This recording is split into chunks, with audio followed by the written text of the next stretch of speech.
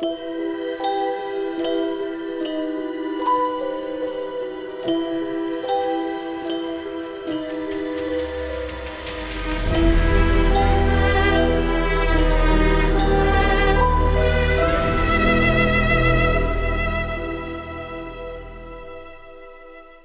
now for part 2 of Puppet Show. One of my favorite scenes from Puppet Show is the scene with Buffy and Sid up in the rafters. Sid has been, very sexist to this point, but we see a really sweet side to him, and we think possibly it's just part of his act, his persona, even though he says it's not. And then when he says becoming free, we learn he means dying. Sarah plays the scene so well, I believe that she's not talking to a puppet. It's some of what we were discussing in part 1. Puppet. My puppet. Are you talking to me? No. You're my minion. Peter Piper picked a puppet poppet. Drew, do you know what time it is? 2025. True. But I was going to say quiet time. When we learn that it's down to one demon, we're meant to think that it's Snyder. He is the red herring with red ears again. He's lit that way again. Do you know where the term red herring comes from? No, I don't. Red herring comes from an 1807 article by English journalist William Cobbett, who used the term to describe misleading information. Cobbett compared the media's premature reporting of Napoleon's defeat to the practice of using smelly fish to distract dogs from chasing rabbits. And guess what? The term red herring is also associated with a character in the Scooby Dru cartoon series. Red herring was Coolville's neighborhood bully. So yes. So all roads lead to Scooby Dru. What? No, Scooby Dru. Yeah. What? Not Drew. Do. Do what? Never mind. Okay. So we mentioned The Shining. What other movie does Xander reference in dialogue in this episode? Oh, Lord. I'm completely blanking. I was so caught up in his Shining moment. It's from 1995, the movie. It's The Usual Suspects. He mentions Kaiser Soze. Oh, great character. And this episode again shares the motif with iRobot, trying to reveal the identity. In another turn that we're not expecting, it's revealed that Morgan has brain cancer, and that's why he's been feeling unwell. We were supposed to think that he was being zapped and bled dry by Sid, but it's not the puppet domination that the writing has been leading us to conclude. Since Morgan was ill, the demon still needs a brain. Who is brainy on the show? We're led to think it's going to be Willow, but Giles, also brainy, is in peril. Buffy fights, but Xander is the one to save Giles. The Scooby Gang here are really working as a well-oiled team now. The lore is a bit like Dracula. It's similar to the vampire myth. The heart has to be cut out or he'll come back. It's like a stake to the heart, but instead, in this, a puppet does it. Did you know that at the time of this episode, Sarah was starting to film I Know What You Did Last Summer? So you can actually see that her hair is a bit of a different color in certain sequences. I was noticing that, and also the length shifts dramatically. Yep. A lot of times we'll have people who are filming multiple projects at the same time, and we can adjust certain things about their hair, but not others. Sometimes we'll do a temporary color wash, but we can't touch the length. Other times we can cheat the length a bit, but the color has to stay the same. So it's always interesting to see how different shows handle trying to work with other productions at the same time. Yeah, and you have that a lot on the show you're on now. Yeah, we have such a high turnover of cast. Every 10 days, we have an entirely new cast, and everybody's working on something else. And right now, we have one actor that we could cut his hair, and the color was perfect. And tomorrow we're going to be matching his stunt double, who has very different hair to his, while another actor we can't do anything with his hair because of another project he's on. So I'm having to get very creative with teasing and products in order to create more volume to take up the length any way that I can figure out. And that's on Poker Face. Yes, it is. So I felt really sad at a certain point for Sid. I felt like he grew on me and I grew to feel for him. Did you have that experience? I did. He's a lot like Buffy in the sense that they have a job to do, and that job is fairly lonely. But where Buffy has this whole support system that works together, it's basically just him and whoever his owner is at the time. That's a really interesting point. I think you just hit on something that makes me think a lot about what resonates in the show is the loneliness that Buffy as a character has, because she does have the weight of the world on her shoulders, and that a lot of the visiting characters have, like Sid has as well, that you're talking about. And I hadn't really thought about that till you brought it up. And I think that's one of the things for me that really resonates with the show is sometimes it doesn't matter how many people are around, you can still feel very lonely. And that's the loneliest feeling really that there is in the world. Mm-hmm.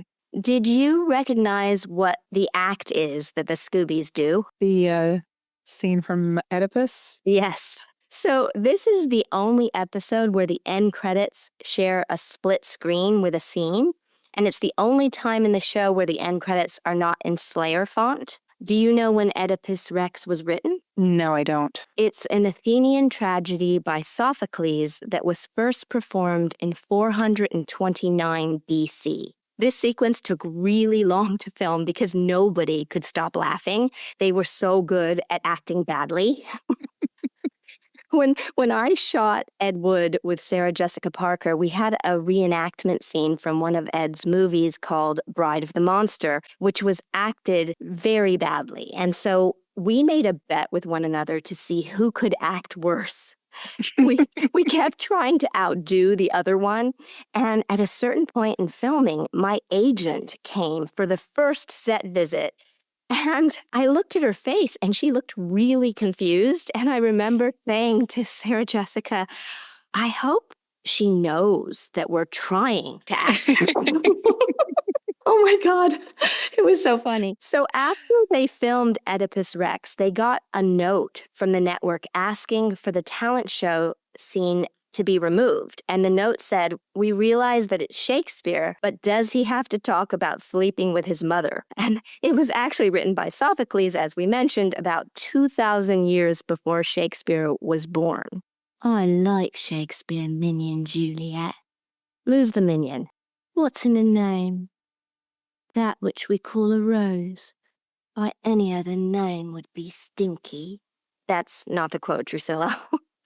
What I did want to mention is that the Oedipus scene was excluded in repeat airings until the series left the WB. It is included in the DVD collections and in present aired reruns. It's always interesting to see what, at any given point, they find too much for the audience, or we're just not comfortable with that. And a lot of times I don't really think it makes sense, but I'm glad that they included it because it's a hilarious scene. It is hilarious. And I have a lot of good stuff when we get to it about that with the ratings board and stuff that had to go and stuff that stayed.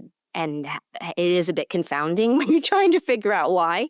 So I can't wait to share that stuff when we get to season 2 as well. My book just came out. I'm so excited to finally read what you've been working on, Daddy-O. I hear it's about mental health. Mark Metcalf's memoir, Timmy, is available on Amazon and Barnes & Noble now. The ebook will be available on all platforms soon.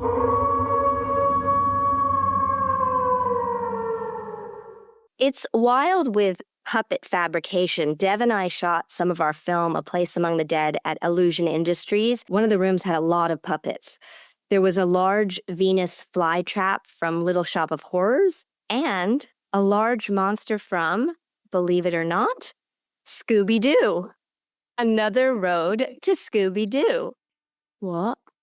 Not Drew, do. Do what? You know what? I'm not doing this anymore. So the idea of a demon slayer being turned into a live puppet is later repeated. Spoiler alert. Yes, Drusilla, in the Angel episode, Smile Time. Another cool thing is that the characters' fears, they track from this episode into the next episode, Nightmares. Spoiler alert. Yep, that's right, Xander and the Mime. Willow's fear of being on stage and not knowing what to do, but we'll get into all of that later. Minion Juliet is my nightmare. Really, Drew?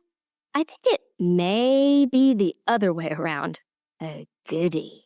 So the relatable theme of this episode, there are a few of them. The manipulation and control of others, socialization, integrating into your community, fear of being seen, public speaking, the school play, the doll as a totem, representation of ourselves, possession. What did you relate to in this episode, Rebecca? Well, for me, it's the fear of being trapped into something. I don't like the idea of being stuck in a situation where you have very little control over even just your own movements. The idea of being stuck inside a dummy for decades is absolutely horrifying. It is horrifying. I think that trapped is a primal fear. I have two major fears in life. One is, of course, clowns. And the second one is I'm afraid of the dark. Oh. I still sleep with the TV on at night. So when I was growing up, there were a couple of times where my brother and a friend of the family both thought it would be funny to lock me in a room and not physically lock me, but to turn the lights out, knowing that I just froze stuck in that situation. Oh, yeah. My brother thought it would be funny. I was in the basement putting water in the boiler. And as I'm coming up the stairs, he closed the door and turned off the lights. I was it was the middle of the night when I had gone down there. So I just grabbed anything which happened to be a costume and a pair of heels. Don't ask me why. And all I kept thinking is, somebody's going to find me dressed like this. I kind of look like a mad Carmen Miranda at the moment. oh my gosh. I just froze on the steps and could not go forward, couldn't go backwards. You were just paralyzed with fear. Absolutely. That's so mean. Don't worry, I got him back many times over. Did you go to his darkest fear and and do that to him? I used mood lipstick on my brother, which is this great product that doesn't come off for a good 24 hours and changes color throughout the day. Put lipstick on him and waited until he woke up in the morning and usually, kind of groggy on the way to school, not paying attention. And then during the day, somebody would mention that his lips were turning purple. And I got my vengeance, so it was okay. That sounds like it definitely got him back. Yeah. It was worth it. I was thinking about what you just talked about, loneliness and that feeling trapped, and how much I think that's a huge part of what we relate to in Buffy's experience. I think the pervasive feeling from my childhood was being alone and being alone around other people. I feel like I had that continual sense of loneliness and not feeling connected really until I met Dev, truthfully. I think that was always part of my experience. On a happier note, I think one of the things that I related to in the episode, in the 4th grade in London, we read Julius Caesar for the first time. It was my introduction to Shakespeare, and I absolutely adored it. I auditioned, and I was cast as Cassius. I never think of myself as an actor as a kid because I didn't act until later, and I wasn't even dancing yet. But on the day of the performance, Paul, who had been cast as Brutus, completely clammed up. On stage, he just froze. He went up. He couldn't remember his dialogue. He turned his back on the audience. And in the middle of the scene, I walked over to him. I put my arm around him and I turned him congenially toward the audience, warmly cueing him, kind of repeatedly petting him, talking to him so that he relaxed. And then he said his lines and everything went on. And so I guess I was an actress even then. That's so beautiful that you were being so supportive. A lot of people might have either plowed along with just their lines and possibly even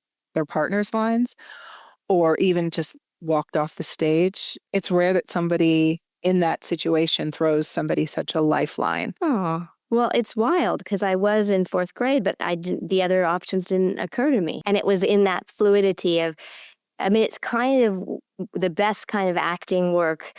And I think to a degree in life, some of the best things are the things that are just fluid and that happen. And when your instincts lead you to positive places, and it's not even cerebral, it's just something that is human and happens. What about you, Drew? I'm a naughty little kitten. Meow. All right, let's go to the tattoo. What is the line from this episode that you would get as a tattoo, Rebecca? It's when the principal is talking to Buffy by the locker, and he says, "There are things I will not tolerate. Students loitering on campus after school. Horrible murders with hearts being removed. And also smoking." I love it. I actually have two, and they're both Principal Snyder lines. He has such fantastic dialogue in this first introductory episode of his character. There was also a line that was cut from the script. Buffy, when she was talking about what to do in the talent show, said, quote, "So we're back to drama. We'll just do it quickly, get in, get out, nobody gets hurt." So Snyder, the two lines for Snyder, I really like when he says, "Cute. I don't like them." and then also at the end when the curtain rises and he says, I don't get it. What is it? Avant-garde? that made me laugh so hard. I do have a few performance artist friends, and so that made me laugh a lot. Drew, what about you? What's yours? Brains. Heart. Yum, yum, yum. That is not in the episode, Drusilla. Oh, okay. I'll give them notes too then. Such a burden being the star. Okay.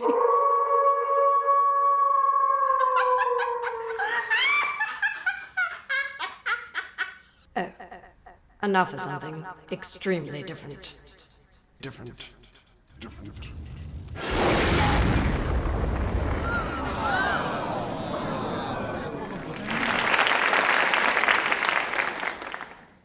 my senior year of college, instead of going to graduation, I got an internship to go to the Cannes Film Festival and work for Kodak. Oh my gosh. It ended up when I got there that my job was going to be waitressing at the American Pavilion, which at first was a disappointing turn, but it ended up being the best job because you got to meet everybody there and find out about all the parties. So it was the year that Moulin Rouge was premiering at the festival.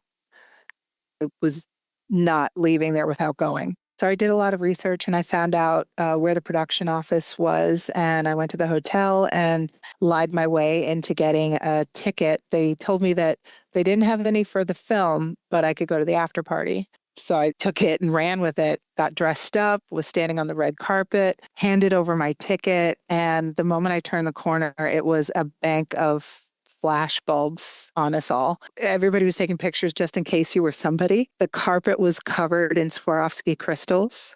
Oh my gosh.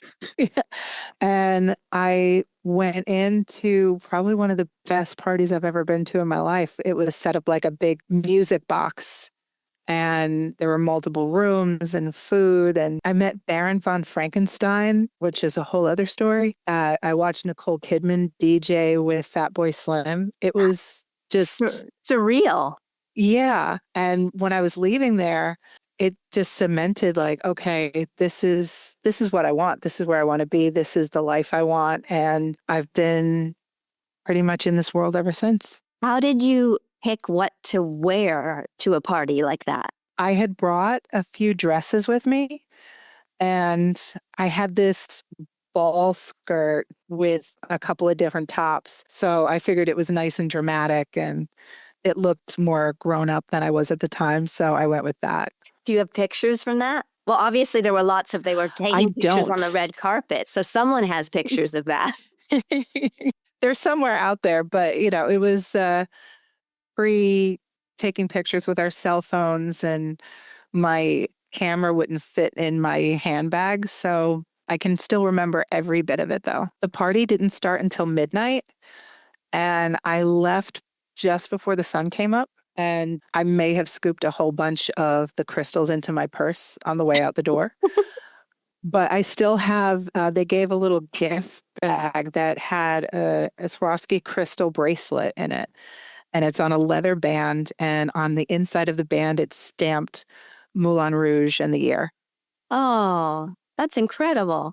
So the crystals were easier to smuggle than the ice sculpture. Absolutely. You know, the key is if you're going to take something, go small. And it seems like you don't leave a party without something. Next time I'll tell you about the sculpture of Buddha made of butter. That was another wild night. Oh my gosh. Okay, yeah. We're going to save that for another episode, but I am definitely going to remind you about that. When I was 19, my friend Dana invited me to a party on Sunset Boulevard. Sunset runs from the Pacific Palisades, the beach, all the way to downtown Los Angeles. It's a very famous street. There's this curving part of it with palatial homes in Beverly Hills, and it also has the well-known Sunset Strip with clubs, restaurants, and billboards. The party was in Beverly Hills, and I was going to meet my friend Dana there. And weirdly, something happened, and so she didn't show up. This was way before cell phones, like your story. And so I pull up to the driveway, there's valet parking, and I leave the keys and I walk in the front door. I kid you not, there were mounds, ginormous mounds of cocaine on every surface.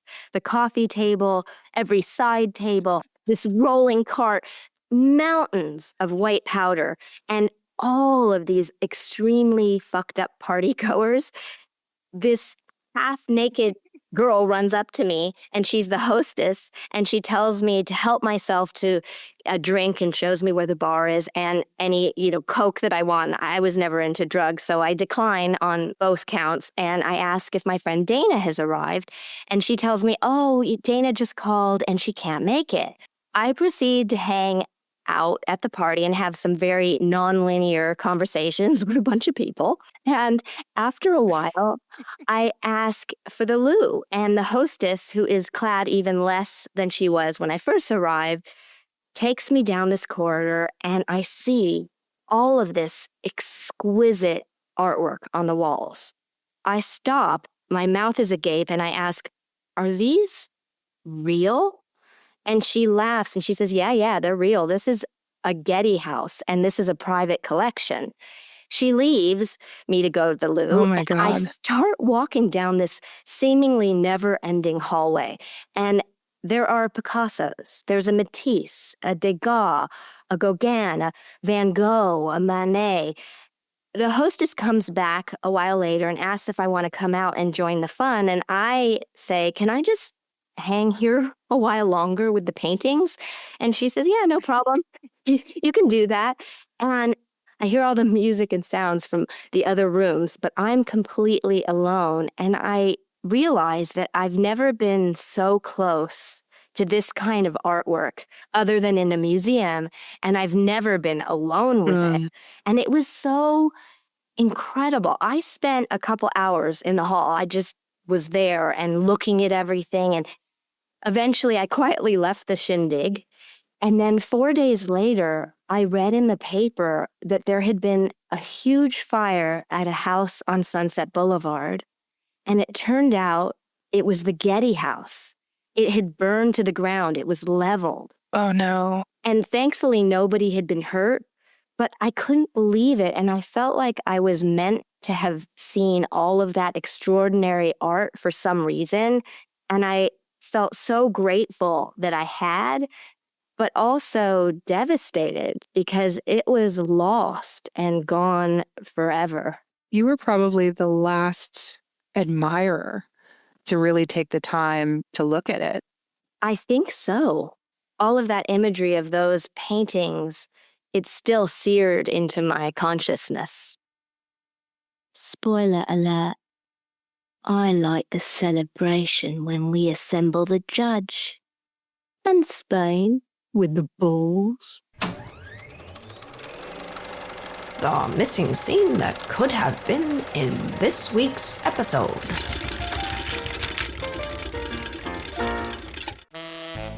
Dear Miss Edith, how you doing?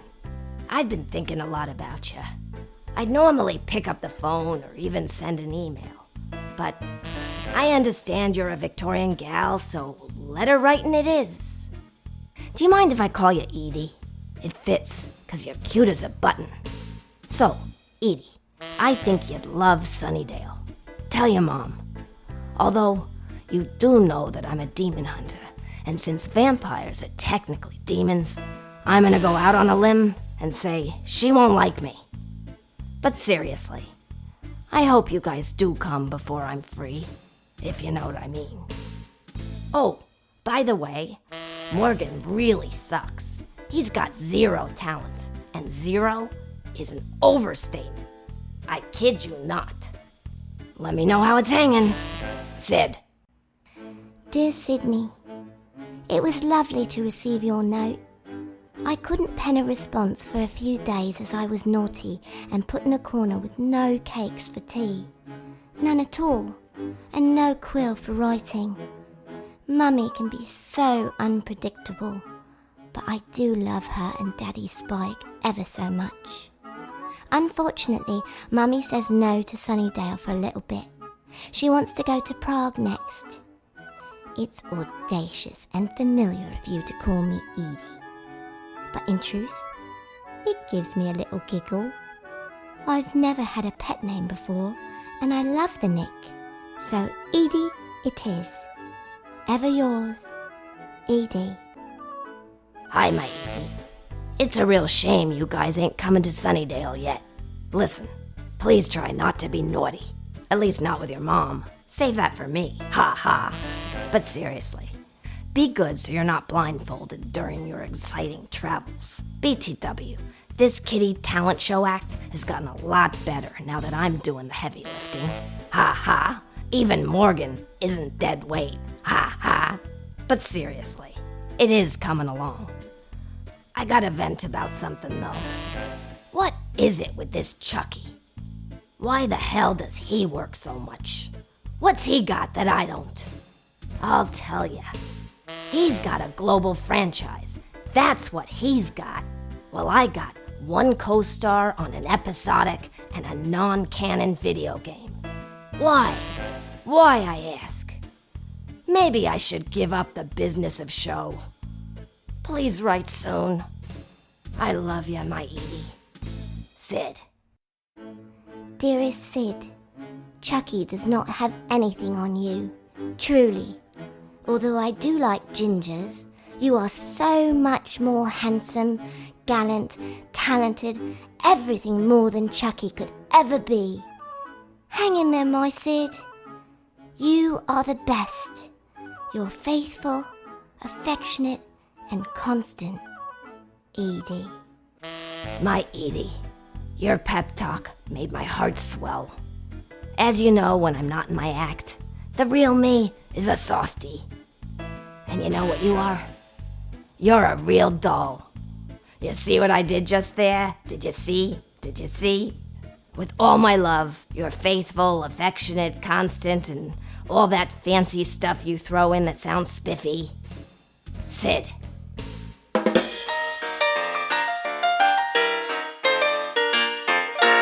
Before we go, it is time for my vampire question. Sire Rebecca, wasn't that your idea? Yeah, I think it was. No. Okay then, what was the vampire question you had in mind for today, Drusilla? Drew? What is the best way to deal with a disobedient minion? All right, never mind. Sire Rebecca? So my vampire question today is, if you had to settle down somewhere for a while, where would you go and why? Ooh, I think France, Italy, or I've never been to Denmark, but Denmark seems tremendous. What about you, Rebecca? Where would you go?